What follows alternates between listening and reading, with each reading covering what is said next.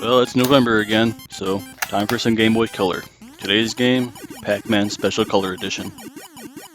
Pac-Man is an arcade game where you have to go around a maze and eat all the dots while avoiding ghosts. I'm sure this is brand new information to absolutely everyone. Look, it's Pac-Man. You want a review of Pac-Man? Here's your review. It's Pac-Man. Everyone knows this game, so the real question is, what do you get in this cartridge?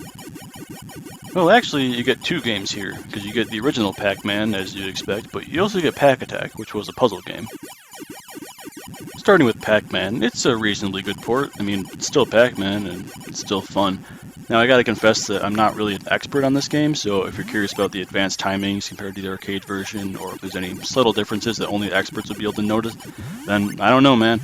All I know is he's a yellow guy and he moves around eating dots. It does seem decent enough to me, at least, and, well, I guess it sounds not very accurate, but oh well. The most obvious difference to me is that the screen is zoomed in, so you can't see the whole maze at once. But if you push left or right on the title screen, then you can switch to a full screen mode, which has worse graphics, but it does allow you to see the whole screen, so definitely a good option for those looking for that. Moving on to Pac-Attack, this is a puzzle game. It's very similar to Tetris actually, because blocks fall from the sky, and if you line up a horizontal row, then the line disappears, just like Tetris. The main difference is that ghosts fall alongside the blocks sometimes, so to get rid of those, you gotta use a Pac-Man piece to eat them and get rid of them.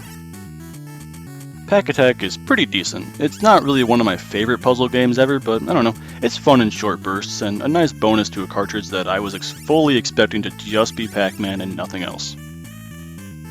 Now, despite being the special color edition, this game can still be played on an old black and white Game Boy, but I find that actually makes it pretty hard to tell the difference between the ghosts that have and haven't been eaten once you get a power pellet, so I wouldn't suggest it. Because on the Game Boy Color, you can see the ones that you can eat are dark blue, but on a black and white Game Boy, it's kind of hard to tell which ones are dark blue, so I wouldn't recommend it.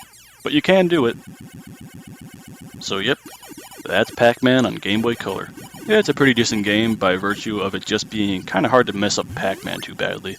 As you might expect, it's a decent little portable time waster. It's probably not the best version of Pac-Man out there, nor is it arcade perfect, but those other versions are not the special color edition, so they're probably less special somehow. Overall, this is just what you expect. It's Pac-Man.